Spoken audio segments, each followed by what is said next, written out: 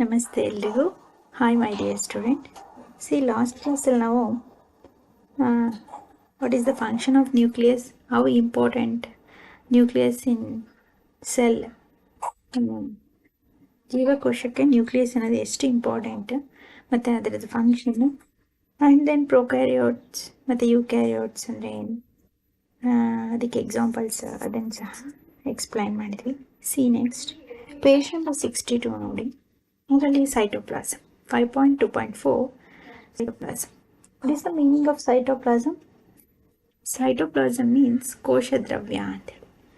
ಏನು ಕೋಶ ದ್ರವ್ಯ? ದ್ರವ್ಯ ಅಂದರೆ ಆ ನೇಮೆಲ್ಲ ಇದೆ, ಅಂದರೆ ಕೋಶ ಅಂದರೆ ಜೀವಕೋಶ. ಜೀವಕೋಶಗಳಲ್ಲಿ ಒಳಗೆ ಇರ್ತಕ್ಕಂತಹ ದ್ರವರೂಪದ ವಸ್ತುವೇ ದ್ರವ್ಯ. ಗೊತ್ತಾಯ್ತಾ? ದ್ರವರೂಪದ ವಸ್ತು. ಈಗ ಫಾರ್ ಎಕ್ಸಾಂಪಲ್ಲು ಜೀವಕೋಶ ಈ ರೀತಿ ಇದೆ, ಬಾಕ್ಸ್ ರೌಂಡ್ ಜೇನುಗೂಡಿನಂತಹ ರಚನೆ ಇದೆ ಅಲ್ವಾ? ಇದರ ಒಳಗಡೆ ಏನು? ನ್ಯೂಕ್ಲಿಯಸ್ ಕಂಡುಬರುತ್ತೆ ಇಲ್ಲೆಲ್ಲೋ. ಇದು ಒಂದು ಜೀವಕೋಶ ಅಲ್ವಾ? ಇದರ ಉಳಿದಂತಹ ಭಾಗ ಇದೆಯಲ್ಲ, ರಿಮೈನಿಂಗ್ ಪಾರ್ಟ್, ಇಷ್ಟೆಲ್ಲ ಜಾಗಗಳು ಇದರೊಳಗೆಲ್ಲ ಇರ್ತಕ್ಕಂಥದ್ದೇ ಈ ದ್ರವರೂಪದ ವಸ್ತು ಇದೆ ಕೋಶದ್ರವ್ಯ, ಸೈಟೋಪ್ಲಾಸಮ್. ಗೊತ್ತಾಗ್ತಿದೆಯಾ? ಜೀವಕೋಶದ ಬಹುತೇಕ ಹೆಚ್ಚಿನ ಭಾಗ ಒಳಗಡೆ ಕೋಶದ್ರವ್ಯ ಆವರಿಸ್ಕೊಂಡಿದೆ. ಗೊತ್ತಾಯ್ತಾ? ಅದರ ಒಳಗಡೆ ಕೆಲವೊಂದು ಕಣದಂಗಗಳು, ಜೀವಕೋಶಕ್ಕೆ ಅಗತ್ಯವಾದಂತಹ ಕೆಲವೊಂದು ಕಣದಂಗಗಳು ಕಂಡುಬರುತ್ತೆ. Okay, let's be start now. How the cytoplasm is important to each cell ಅಂತ ನೋಡಿ. See, when we look at the temporary mounts of onion peels as well as the human cheek cells, we can see a large region of each cell enclosed by the cell membrane. ನಾವು last ಕ್ಲಾಸಲ್ಲಿ ವಿಡಿಯೋದಲ್ಲೂ ನಾನು ನಿಮಗೆ ಅದನ್ನು ತೋರಿಸಿದ್ದೀನಿ.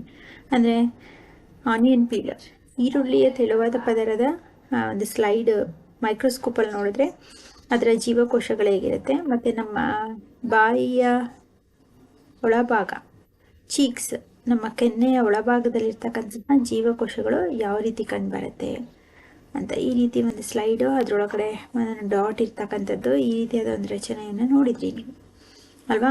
ಇದನ್ನು ನಾವು ವೀಕ್ಷಿಸಿದ್ವಿ, ನೋಡ್ಕೊಂಡಿದ್ವಿ. ನಮಗೇನು ಅಲ್ಲಿ ಏನು ಈ ಥರ ತುಂಬ ದೊಡ್ಡದಾಗಿ ಇರ್ತಕ್ಕಂಥ ಖಾಲಿ ಜಾಗವನ್ನು ನೀವು ಅಬ್ಸರ್ವ್ ಮಾಡಿರ್ತೀರಾ ಅಂತೇಳಿ ಹೇಳ್ತಿದ್ದಾರೆ. When we look at the temporary mounts of onion peel as well as human cheek cells, ನಾವು ಯಾವಾಗ ತಾತ್ಕಾಲಿಕವಾಗಿ ತಯಾರು ಮಾಡಿದಂತಹ ಸ್ಲೈಡ್, ಆನಿಯನ್ ಪೀಲ್ ಮತ್ತು ಈರುಳ್ಳಿ ಸಿಪ್ಪೆ ತೆಳುವಾದ ಪದರದ ಜೀವಕೋಶದ ಸ್ಲೈಡ್ ಪ್ರಿಪ್ರೇಷನ್ ಆ್ಯಂಡ್ ಬಾಯಿಯ ಒಳಭಾಗದ ಚೀಕ್ನ ಜೀವಕೋಶದ ಸ್ಲೈಡನ್ನು ನೋಡಿದ್ವಿ. ಅದರಲ್ಲೇನು can see a large region of each cell enclosed by a cell membrane. ಕೋಶ ಪೊರೆಯಿಂದ ಆವೃತವಾದಂತಹ ದೊಡ್ಡದಾದ large region of each cell, ಪ್ರತಿಯೊಂದು ಜೀವಕೋಶವು ವಿಶಾಲವಾದಂತಹ ಜಾಗ ಹೊಂದಿರೋದನ್ನು ನೀವು ನೋಡಿದ್ರಿ. ಇದೇ ಕೋಶ ಪೊರೆ ಈ ಥರ ಇರ್ತಕ್ಕಂಥದ್ದು. ಅದಾಯ್ತಾ? ಇದರೊಳಗಡೆ ಈ ಥರ ಜಾಗ ಇರ್ತಕ್ಕಂಥದ್ದನ್ನು ನೋಡಿದ್ದೀರಾ. This region takes up very little time. ಅಂದರೆ ಈ ಕೋಶ ದ್ರವ್ಯ ಏನು ಕಡಿಮೆ ಬಣ್ಣವನ್ನು ಒಳಗೊಂಡಿರುತ್ತೆ, ಕಡಿಮೆ ಬಣ್ಣವನ್ನು ಹೊಂದಿರುತ್ತೆ, ತೆಳುವಾಗಿ ಅಲ್ವಾ? It is called the cytoplasm.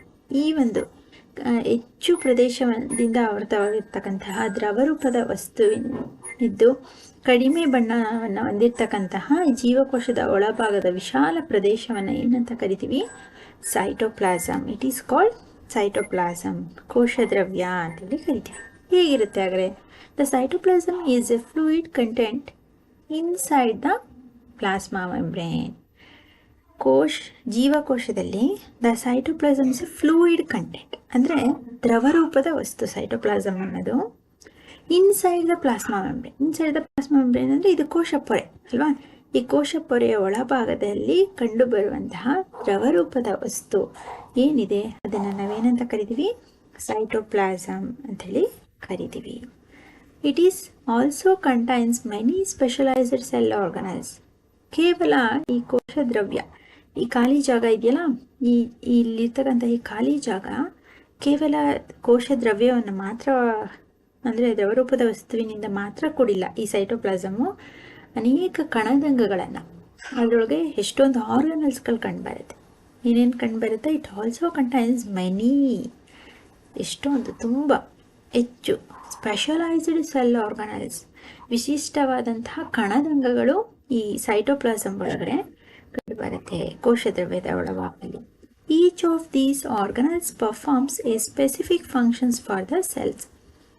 ಈ ಕೋಶ ದ್ರವ್ಯದಲ್ಲಿ ಇರ್ತಕ್ಕಂತಹ ಈ ಕೆಲವೊಂದು ಕಣದಂಗಗಳು, ಪ್ರತಿಯೊಂದು ಕಣದಂಗಗಳು, ಯಾವುದೆಲ್ಲ ಕಣದಂಗಗಳಿದೆ, ಎಂಡೋಪ್ಲಾಸ್ಮಿಕ್ ರೆಟಿಕ್ಯುಲಮ್ ಇರ್ಬೋದು, ಗಾಲ್ಗಿ ಕಾಂಪ್ಲೆಕ್ಸ್ ಇರ್ಬೋದು, ವ್ಯಾಕ್ಯೂಲ್ಸ್ ಇರ್ಬೋದು, ಮೈಟೋಕಾಂಡ್ರಿಯಾ ಇರ್ಬೋದು, ಇದೆಲ್ಲ ಕಣದಂಗಗಳೇ, ಸೆಲ್ ಆರ್ಗನೈಸ್ಗಳು. ಇನ್ಸೈಡ್ ದ ಸೆಲ್, ಜೀವಕೋಶದ ಒಳಗಡೆ ಕಂಡುಬರುವಂತಹ ಕೆಲವೊಂದು ಆರ್ಗನೈಸ್ಗಳು ಇವೆಲ್ಲವು. ಇನ್ನು ಸಸ್ಯ ಜೀವಕೋಶಕ್ಕೆ ಬಂದರೆ ಕ್ಲೋರೋಪ್ಲಾಸ್ಟ್ ಇರ್ಬೋದು, ಅಲ್ಲೂ ಸಹ ಮೈಟೋಕಾಂಡ್ರಿಯಾ ಇದೆಲ್ಲ ಇರುತ್ತೆ. ಪ್ರತಿಯೊಂದು ಕಣದಂಗಗಳು, each of the cell organelles ಕೊಟ್ಟಿದ್ದಾರೆ ನೋಡಿ, ಪ್ರತಿಯೊಂದು ಕಣದಂಗಗಳು ಪರ್ಫಾರ್ಮ್ ಎ ಸ್ಪೆಸಿಫಿಕ್ ಫಂಕ್ಷನ್ಸ್, ನಿರ್ದಿಷ್ಟವಾದ ಕಾರ್ಯವನ್ನು ನಿರ್ವಹಿಸುತ್ತೆ. ಯಾವುದಕ್ಕೆ?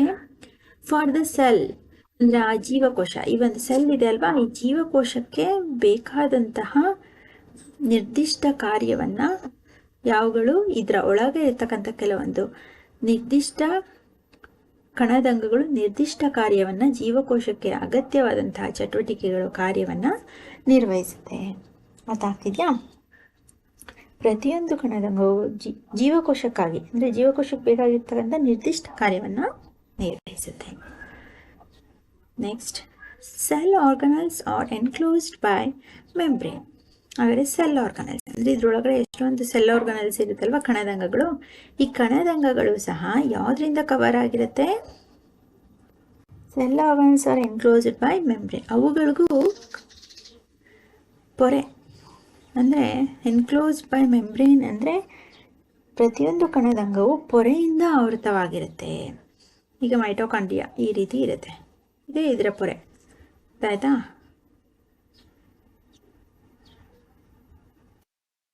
ಈ ಥರ ಇರುತ್ತೆ. ವ್ಯಾಕ್ಯೂಲ್ಸ್ ಅದು ಒಂದು, ಅಂದರೆ cell organelles are enclosed by membrane. ಕಣದಂಗವು ಪೊರೆಯಿಂದ ಆವೃತವಾಗಿರುತ್ತೆ. In prokaryotes, besides the absence of defined nuclear region, ನಿರ್ದಿಷ್ಟ ನ್ಯೂಕ್ಲಿಯಸ್ಸನ್ನು ಹೊಂದಿರಲ್ವಲ್ಲ. ಇನ್ ಪ್ರೊಕ್ಯಾರಿಯೋಟ್ಸ್ ಅಂದರೆ ಅವುಗಳಿಗೆ ನಿರ್ದಿಷ್ಟವಾದ ನ್ಯೂಕ್ಲಿಯರ್ ರೀಜನ್ ಇರಲ್ಲ ಅಲ್ವಾ, ಕೋಶ ಕೇಂದ್ರ ಕಂಡುಬರೋದಿಲ್ಲ ನಿರ್ದಿಷ್ಟವಾಗಿ. ಇನ್ ಪ್ರೊಕ್ಯಾರಿಯೋಟ್ಸಲ್ಲೇನು ಅನ್ಡಿಫೈನ್ಡ್ ನ್ಯೂಕ್ಲಿಯರ್ ರೀಜನ್ ಇರುತ್ತೆ ಅಲ್ವಾ, ಅಲ್ಲಿ ನಿರ್ದಿಷ್ಟವಾದ ನ್ಯೂಕ್ಲಿಯರ್ ಮೆಂಬ್ರೇನ್, ಕೋಶ ಕೇಂದ್ರ ಪೊರೆಯನ್ನು ಹೊಂದಿರೋದಿಲ್ಲ ಅದು. Beside the absence of defined nuclear region, undefined nuclear membrane ಇರಲ್ಲ, ಆದರೆ ಡಿಫೈನ್ಡ್ ಕೆಲವೊಂದು ನ್ಯೂಕ್ಲಿಯಸ್ಸನ್ನು ಹೊಂದಿರದ ಪ್ರೊಕ್ಯಾರಿಯೋಟ್ಗಳಲ್ಲೇನು ಪೊರೆಯಿಂದ ಆವೃತವಾಗಿರುವ ಕಣದಂಗಗಳು ಕಂಡುಬರುತ್ತೆ.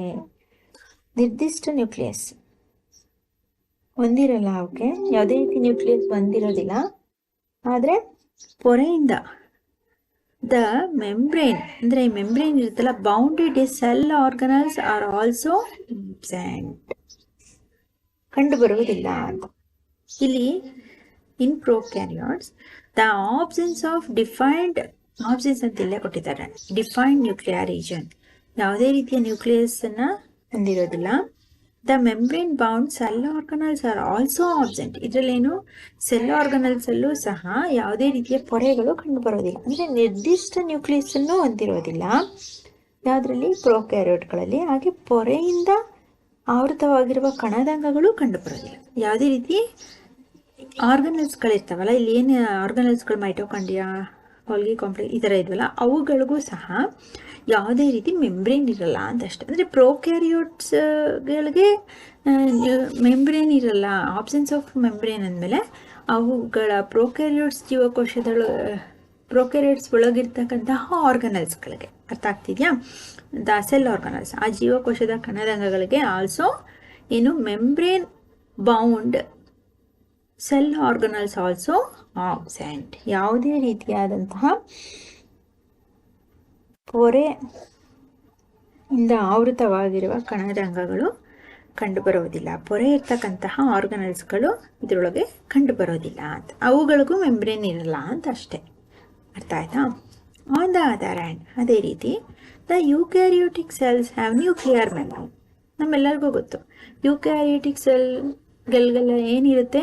ನ್ಯೂಕ್ಲಿಯರ್ ಮೆಂಬ್ರೇನ್, ಕೋಶ ಕೇಂದ್ರ ಪೊರೆಯನ್ನು ಒಳಗೊಂಡಿರುತ್ತೆ. As well has membrane enclosed organelles. ಯಾವ ಯೂಕ್ಯಾರಿಯೋಟಿಕ್ ಜೀವಕೋಶಗಳು ಹೇಗೆ ನ್ಯೂಕ್ಲಿಯರ್ ಮೆಂಬ್ರೇನ್ನ ಹೊಂದಿರುತ್ತೆ, ಅದ್ರ ಒಳಗಡೆ ಯೂಕ್ಯಾರಿಯೋಟಿಕ್ ಜೀವಕೋಶದ ಒಳಗಡೆ ಕಂಡು ಬರ್ತಕ್ಕಂತಹ ಸೆಲ್ ಆರ್ಗನಲ್ಸ್, ಕಣದಂಗಗಳು ಸಹ ಏನನ್ನು ಹೊಂದಿರುತ್ತೆ? ಪೊರೆಯಿಂದ ಆವೃತವಾದ ಕಣದಂಗಗಳನ್ನು ಹೊಂದಿರುತ್ತೆ. ಪೊರೆ ಇರ್ತಕ್ಕಂತಹ ಮೆಂಬ್ರೇನ್ ಎನ್ಕ್ಲೋಸ್ಡ್ ಆರ್ಗನಲ್ಸ್ನ ಹೊಂದಿರುತ್ತೆ. ಮೆಂಬ್ರೇನ್ ಎನ್ಕ್ಲೋಸ್ಡ್ ಅಂದರೆ ಪೊರೆ ಸಹಿತ ಕಣದಂಗಗಳು ಯೂಕ್ಯಾರಿಯೋಟಿಕ್ ಜೀವಕೋಶದಲ್ಲಿ ಕಂಡುಬರುತ್ತದೆ. ಪೊರೆ ರಹಿತ ಕಣದಂಗಗಳು ಪ್ರೋಕ್ಯಾರಿಯೋಟ್ಸ್ ಅಲ್ಲಿ ಕಂಡುಬರುತ್ತೆ. ಪೊರೆ ಸಹಿತ ಕಣದಂಗಗಳು ಯೂಕ್ಯಾರಿಯೋಟಿಕ್ ಜೀವಕೋಶದಲ್ಲಿ ಕಂಡುಬರುತ್ತೆ. ಅಂದರೆ undefined nuclear membrane in prokaryotes, nuclear membrane present in eukaryotes ಅಷ್ಟೇ. ಅರ್ಥ ಆಯ್ತಾ?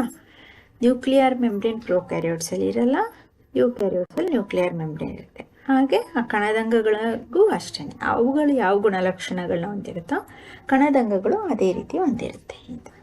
See next, the significance of membranes can be illustrated with the example of viruses. ಇದಕ್ಕೆ ನಾವು ತುಂಬ ಚೆನ್ನಾಗಿ ಎಕ್ಸ್ಪ್ಲೈನ್ ಮಾಡಬೇಕು ಅಂದರೆ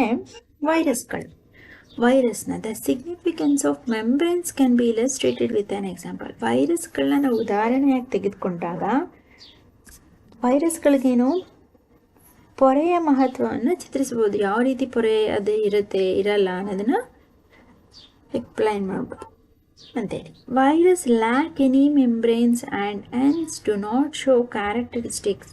ವೈರಸ್ಗಳು ಯಾವುದೇ ರೀತಿಯ ಪೊರೆಯನ್ನು ಹೊಂದಿರಲ್ಲ. ಲ್ಯಾಕ್ ಅಂದರೆ ಆಬ್ಸೆಂಟ್ ಅಂತ ಅರ್ಥ ಆಗ್ತಿದೆಯಾ? ವೈರಸ್ಗಳಲ್ಲೂ ಸಹ ಯಾವುದೇ ರೀತಿಯ ಮೆಂಬ್ರೇನ್ ಪೊರೆಯನ್ನು ಹೊಂದಿರೋದಿಲ್ಲ. And then hence do not show a characteristics of life until they enter a living body. ಆ ವೈರಸ್ಗಳು ಯಾವ ರೀತಿ ಇರುತ್ತೆ ಅಂದರೆ ಜೀವಿಗಳ ದೇಹದೊಳಗೆ ಪ್ರವೇಶಿಸುತ್ತೆ. ನಮ್ಮ ದೇಹದೊಳಗೆ ಅಥವಾ ಬೇರೆ ಜೀವಿಗಳ ಬೇರೆ ವ್ಯಕ್ತಿಯ ದೇಹದೊಳಗೆ ವೈರಸ್ಗಳು ಹೋಯಿತು ಅಂದರೆ ಅವರುಗಳ ದೇಹವನ್ನು ಪ್ರವೇಶಿಸಿದ್ರೆ ಅವುಗಳ ಕೋಶ ವ್ಯವಸ್ಥೆಯನ್ನು ತಮ್ಮ ಸಂತಾನೋತ್ಪತ್ತಿಗೆ ಬಳಸ್ಕೊಳ್ಳುತ್ತೆ. The living body and use it cell machinery to multiply. ಆ ವೈರಸ್ಗಳು ತನ್ನ ಸಂತಾನೋತ್ಪತ್ತಿ, ತನ್ನ ಸಂಖ್ಯೆಯನ್ನು ಹೆಚ್ಚಿಸ್ಕೊಳ್ಳೋದಕ್ಕೆ ಯಾವ ಜೀವಿಯ ದೇಹದೊಳಗೆ ಸೇರ್ಕೊಂಡಿರುತ್ತೋ ಅವುಗಳ ಜೀವಕೋಶದ ವ್ಯವಸ್ಥೆಯನ್ನು, ಆ ಜೀವಕೋಶದ ಕೋಶ ವ್ಯವಸ್ಥೆಯನ್ನು ಉಪಯೋಗಿಸ್ಕೊಂಡು ತನ್ನ ಸಂತಾನೋತ್ಪತ್ತಿಯನ್ನು, ತನ್ನ ಸಂಖ್ಯೆಯನ್ನು ಹೆಚ್ಚಿಸ್ಕೊಳ್ಳುತ್ತೆ. ಯಾವುದು? ವೈರಸ್ಗಳು. ಈ ರೀತಿ ಹೆಚ್ಚಿಸ್ಕೊಂಡ ಮೇಲೆ ಏನು ಮಾಡುತ್ತೆ? ಅವುಗಳು ಆ ರೀತಿ ತನ್ನ ಸಂಖ್ಯೆಯನ್ನು ಹೆಚ್ಚಿಸ್ಕೊಳ್ಳೋವರೆಗೂ do not show characteristics of life until they enter living body. ಯಾವುದೇ ರೀತಿಯ ಗುಣಲಕ್ಷಣಗಳನ್ನು ಆ ಜೀವಿಗಳು ತೋರಿಸೋದಿಲ್ಲ, ವೈರಸ್ಗಳು. ಅರ್ಥ ಆಗ್ತಿದೆಯಾ? ಅಂದರೆ they do not show characteristics of life until they enter a living body and use it cell machinery to multiply. ವೈರಸ್ಗಳು ಯಾವುದೇ ಒಂದು ಜೀವಿಯ ದೇಹವನ್ನು ಸೇರ್ಕೊಂಡ ನಂತರ ಅವುಗಳ ಸಂಖ್ಯೆಯನ್ನು ಹೆಚ್ಚಿಸ್ಕೊಳ್ಳೋವರೆಗೂ, ತನ್ನ ಸಂತಾನೋತ್ಪತ್ತಿಯನ್ನು ಹೆಚ್ಚು ಮಾಡ್ಕೊಳ್ಳೋವರೆಗೂ ಅವುಗಳು ಯಾವುದೇ ಗುಣಲಕ್ಷಣವನ್ನು ಜೀವಿಗಳಲ್ಲಿ ತೋರಿಸೋದಿಲ್ಲ. ಗೊತ್ತಾಗ್ತಿದೆಯಾ? ಇದು ಮೆಂಬ್ರೇನ್ ಅಂದರೆ ವೈರಸ್ಗಳಲ್ಲೂ ಸಹ ಯಾವುದೇ ರೀತಿ ಮೆಂಬ್ರೇನ್ ಇರಲ್ಲ, ಪೊರೆ ಇರಲ್ಲ, ಅವುಗಳು ಯಾವುದೇ ಗುಣಲಕ್ಷಣವನ್ನು ತೋರಿಸಲ್ಲ. ಅರ್ಥ ಆಯ್ತಾ? ಸಿ ನೆಕ್ಸ್ಟ್, ಈ ಕ್ವೆಶನ್ ಆ್ಯಂಡ್ ಆನ್ಸರ್ಸ್ನ ನಾನು ಲಾಸ್ಟಲ್ಲಿ ಎಕ್ಸ್ಪ್ಲೈನ್ ಮಾಡ್ತೀನಿ. And then see prokaryotic cell and eukaryotic cell. ಅಂದರೆ ಪ್ರೋಕ್ಯಾರಿಯೋಟಿಕ್ ಜೀವಕೋಶಗಳು ಮತ್ತು ಯೂಕ್ಯಾರಿಯೋಟಿಕ್ ಜೀವಕೋಶಗಳು ಯಾವ ರೀತಿ ಇರುತ್ತೆ, ಅವುಗಳ ಏನು ವ್ಯತ್ಯಾಸ, ಪ್ರೋಕ್ಯಾರಿಯೋಟಿಕ್ ಜೀವಕೋಶಕ್ಕೂ ಮತ್ತು ಯೂಕ್ಯಾರಿಯೋಟಿಕ್ ಜೀವಕೋಶಕ್ಕೂ ಏನು ವ್ಯತ್ಯಾಸ ಅಂತೇಳಿ ನೋಡೋಣ. ಸಿ ಫಸ್ಟ್ ಪಾಯಿಂಟ್ ನೋಡಿ, ಸೈಜ್ ಅಂದರೆ ಗಾತ್ರ ಯಾವ ರೀತಿ ಇರುತ್ತೆ. ಪ್ರೋಕ್ಯಾರಿಯೋಟಿಕ್ ಜೀವಕೋಶದ ಗಾತ್ರ ಯಾವ ರೀತಿ ಇರುತ್ತೆ? ಸೈಜ್ ಜನರಲಿ ಸ್ಮಾಲ್, ಸಾಮಾನ್ಯವಾಗಿ ತುಂಬ ಸಣ್ಣದು. ಸಾಮಾನ್ಯವಾಗಿ ಏನು ಪ್ರೋಕ್ಯಾರಿಯೋಟಿಕ್ ಜೀವಕೋಶಗಳು ಏನಾಗಿರುತ್ತೆ? ತುಂಬ ಸಣ್ಣದಾಗಿ ಇರುತ್ತೆ. ಎಷ್ಟು? 1 to 10 ನ್ಯಾನೋಮೀಟರ್. ಎಷ್ಟು ಪ್ರೊಕ್ಯಾರಿಯೋಟಿಕ್ ಜೀವಕೋಶಗಳ ಗಾತ್ರ? 1ರಿಂದ 10 ನ್ಯಾನೋಮೀಟರ್. ಮೀನ್ಸ್ 1 ನ್ಯಾನೋಮೀಟರ್ ಅಂದರೆ 10⁻6 ಮೀಟರ್ ಅಂತೇಳಿ. ಎಷ್ಟು? 1 ನ್ಯಾನೋಮೀಟರ್ ಅಂದರೆ 10⁻6 ಮೀಟರ್. ತುಂಬ ಮೈಕ್ರೋ ಅಂದರೆ ತುಂಬ ಸಣ್ಣದಾಗಿರುತ್ತೆ ಪ್ರೊಕ್ಯಾರಿಯೋಟಿಕ್ ಜೀವಕೋಶಗಳು. ಅವುಗಳ ಗಾತ್ರ ಏನಾಗಿರುತ್ತೆ? 1ರಿಂದ 10 ನ್ಯಾನೋಮೀಟರ್ಗಳಷ್ಟು ಇರುತ್ತೆ. ಅದೇ ರೀತಿ ಯುಕ್ಯಾರಿಯೋಟ್ಗಳ ಗಾತ್ರ ಎಷ್ಟಿರುತ್ತೆ? ಜನರಲಿ ಲಾರ್ಜ್ ಅಂದರೆ ತುಂಬ ದೊಡ್ಡ ಗಾತ್ರದ್ದು. ಆ್ಯಂಡ್ ದೆನ್ ಅವುಗಳ ಸೈಜ್ ಎಷ್ಟರಿಂದ ಎಷ್ಟಿರುತ್ತೆ? 5ರಿಂದ 100 ನ್ಯಾನೋಮೀಟರ್ಸ್. 5ರಿಂದ 100 ನ್ಯಾನೋಮೀಟರ್ ವರೆಗೆ ಯುಕ್ಯಾರಿಯೋಟಿಕ್ ಜೀವಕೋಶದ ಗಾತ್ರವನ್ನು ಹೊಂದಿರುತ್ತೆ. ಸೆಕೆಂಡ್ ಒನ್, ನ್ಯೂಕ್ಲಿಯರ್ ರೀಜನ್ ಅಂದರೆ ಕೋಶ ಕೇಂದ್ರದ ಭಾಗ. ಯಾವ ರೀತಿ ಕೋಶಕೇಂದ್ರ ಪ್ರದೇಶ ಅಂದರೆ ಕೋಶ ಕೇಂದ್ರ ಪ್ರದೇಶ ಯಾವ ರೀತಿ ಹೊಂದಿರುತ್ತೆ? ಇಲ್ಲಿ ನಿಮಗೆ ನಾಟ್ ಸರೌಂಡೆಡ್ ಬೈ ಅಂತ ಬರಬೇಕಿಲ್ಲಿ. ಏನಂತ ಫಿಲ್ ಮಾಡಬೇಕು? Is not surrounded by not surrounded.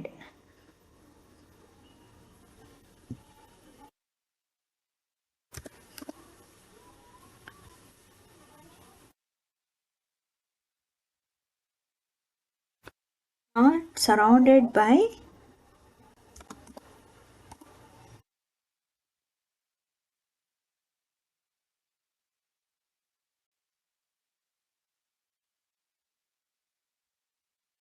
nuclear membrane. Not surrounded by nuclear membrane and known as nucleoid. ಏನು ನ್ಯೂಕ್ಲಿಯರ್ ಮೆಂಬ್ರೇನ್ನ ಹೊಂದಿಲ್ಲದೆ ಇರ್ತಕ್ಕಂತಹ ಈ ಒಂದು ಪ್ರದೇಶಕ್ಕೆ ನಾವೇನಂತ ಕರಿತೀವಿ? Nucleoid. What we called as nucleoid ಅಂತೇಳಿ ಕರಿತೀವಿ. ಅರ್ಥ ಆಯ್ತಾ? Nuclear region not surrounded by a nuclear membrane and known as A nucleoid. ಈ ಪ್ರೊಕ್ಯಾರಿಯೋಟ್ಗಳು ಯಾವುದೇ ರೀತಿಯ ಕೋಶ ಕೇಂದ್ರ ಪ್ರದೇಶವನ್ನು ಹೊಂದಿರೋದಿಲ್ಲ. ಈ ರೀತಿ ಆ್ಯಂಡ್ ದೆನ್ ನ್ಯೂಕ್ಲಿಯರ್ ಮೆಂಬ್ರೇನ್ ಕೋಶ ಕೇಂದ್ರ ಪೊರೆಯನ್ನು ಹಾಗೂ ನಿರ್ದಿಷ್ಟವಾದ ಕೋಶ ಕೇಂದ್ರವನ್ನು ಹೊಂದಿರೋದಿಲ್ಲ. ಈ ರೀತಿ ಇರತಕ್ಕಂತಹ ಪ್ರೊಕ್ಯಾರಿಯೋಟ್ಗಳಿಗೆ ನ್ಯೂಕ್ಲಿಯಾಯ್ಡ್ಗಳಂತೇಳಿ ಕರಿತೀವಿ. ಅದೇ ರೀತಿ ಯೂಕ್ಯಾರಿಯೋಟ್ ಸೆಲ್ಸಲ್ಲಿ nuclear region well defined and surrounded by a nuclear membrane. Eukaryotic ಜೀವಕೋಶಗಳಲ್ಲಿ ನಿರ್ದಿಷ್ಟ ಕೋಶ ಕೇಂದ್ರ ಪೊರೆಯನ್ನು ಹೊಂದಿರುತ್ತೆ. ಕೋಶ ಕೇಂದ್ರ ಪೊರೆ ಕಂಡುಬರುತ್ತೆ. ಇದರಲ್ಲಿ ಪ್ರೊಕ್ಯಾರಿಯೋಟಿಕ್ ಸೆಲ್ಸಲ್ಲೇನು ಸಿಂಗಲ್ ಕೋಶ ಅಂದರೆ ವರ್ಣತಂತುಗಳು ಸಿಂಗಲ್ ಆಗಿರುತ್ತೆ. ಅರ್ಥ ಆಯ್ತಾ? Chromosomes are single. ವರ್ಣತಂತುಗಳು ಸಿಂಗಲ್ ಆಗಿ ಒಂದೇ ಒಂದು ವರ್ಣತಂತು ಇರುತ್ತೆ. More than 1 chromosomes. ಯೂಕ್ಯಾರಿಯೋಟಿಕ್ ಜೀವಕೋಶಗಳಲ್ಲಿ ಒಂದಕ್ಕಿಂತ ಹೆಚ್ಚು ವರ್ಣತಂತುಗಳನ್ನು, ಒಂದಕ್ಕಿಂತ ಹೆಚ್ಚು ಕ್ರೋಮೋಸೋಮ್ಸ್ಗಳನ್ನು ಒಳಗೊಂಡಿರುತ್ತೆ. ಅದೇ ರೀತಿ 4th point, membrane bound cell organelles absent. ಪೊರೆ ಸಹಿತ ಕಣದಾಂಗಗಳು ಕಂಡುಬರುವುದಿಲ್ಲ. ಯಾವುದೇ ರೀತಿ ಪೊರೆ ಇರ್ತಕ್ಕಂಥ ಕಣದಾಂಗಗಳು ಇದರಲ್ಲಿ ಇರಲ್ಲ. ಇಲ್ಲೇನು they are present in water membrane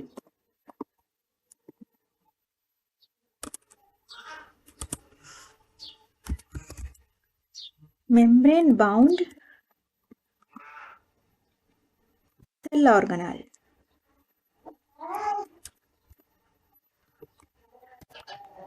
Membrane bound cell organelle present.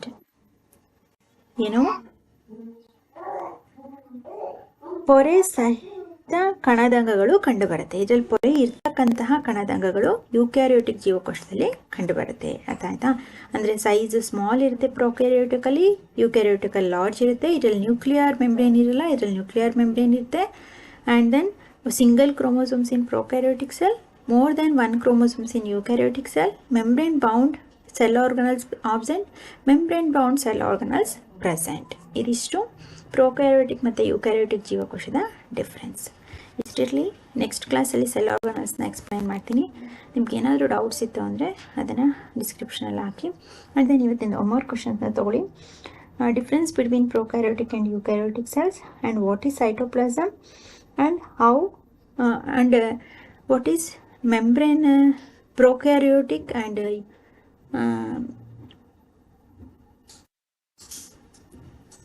what are the cell organelles present in prokaryotic cell and eukaryotic cell. ಇದಿಷ್ಟು ಇವತ್ತಿನ ಕ್ಲಾಸ್ನ ಹೋಮ್ವರ್ಕು. ಏನಾದರೂ ಡೌಟ್ಸ್ ಇತ್ತು ಅಂದರೆ ಡಿಸ್ಕ್ರಿಪ್ಷನಲ್ಲಿ ಹಾಕಿ, ಆ್ಯಂಡ್ ಆಡಿಯೋನ ಕೇಳಿಸ್ಕೊಂಡು 2 or 3 ಟೈಮ್ಸ್ ಟೆಕ್ಸ್ಟ್ ಬುಕ್ನ ಓದಿ ಅಲ್ಲೇ ಇಂಪಾರ್ಟೆಂಟ್ ಲೈನ್ನ ಅಂಡರ್ಲೈನ್ ಮಾಡ್ಕೊಳ್ಳಿ. ಈ ಲೆಸನ್ನ ಕಂಟಿನ್ಯೂಸ್ ವೀಡಿಯೋಸ್ ಬೇಕು ಅಂದರೆ ಪ್ಲೇಲಿಸ್ಟ್ ಚೆಕ್ ಮಾಡಿ, ಆ್ಯಂಡ್ ದೆನ್ ಸಬ್ಸ್ಕ್ರೈಬ್ ಆದರೆ ನಿಮ್ಗೆ ಈಸಿಯಾಗಿ ನಾನು ಮಾಡ್ತಕ್ಕಂಥ ಕ್ಲಾಸು ಡೈಲಿ ಗೊತ್ತಾಗುತ್ತೆ. ನೀವು ಓದ್ಕೊಂಡು ನೀಟಾಗಿ ಅರ್ಥ ಮಾಡಿಕೊಂಡು ಆರಾಮಾಗಿ ನೀವು ಟೆಕ್ಸ್ಟ್ ಬುಕ್ನ ರೀಡ್ ಮಾಡ್ತಾ ಆನ್ಸರ್ ಮಾಡ್ಕೋಬೋದು. Text book reading is the better way of learning. So ಆದಷ್ಟು ಹೆಚ್ಚು ಟೆಕ್ಸ್ಟ್ ಬುಕ್ನ ಓದಿ, ತುಂಬ ಯೂಸ್ ಆಗುತ್ತೆ. ಓಕೆನಾ? Okay my dear student, thank you.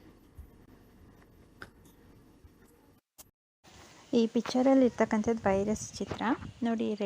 Left ಸೈಡಲ್ಲಿ ಪ್ರೋಟೀನ್ ಸ್ಪೈಕ್ಸ್ ಇದೆ, ಅಂದರೆ ವೈರಸ್ ಯಾವ ದೇಹದೊಳಗೆ ಹೋಗುತ್ತೆ ಅದು ವೈರಸ್ ಅಂತಲೇ ಗೊತ್ತಾಗಲ್ಲ. ಔಟರ್ ಲೇಯರು ಸಹ ಪ್ರೋಟೀನ್ ಕವಚ ಆಗಿರುತ್ತೆ. And then head, DNA, neck, tail ಇದೆಲ್ಲ ವೈರಸ್ ಒಳಗೆ ಹೋಗಿ ಅದು ಉತ್ಪತ್ತಿ ಆದಮೇಲೆ ಗೊತ್ತಾಗುತ್ತೆ. Thank you.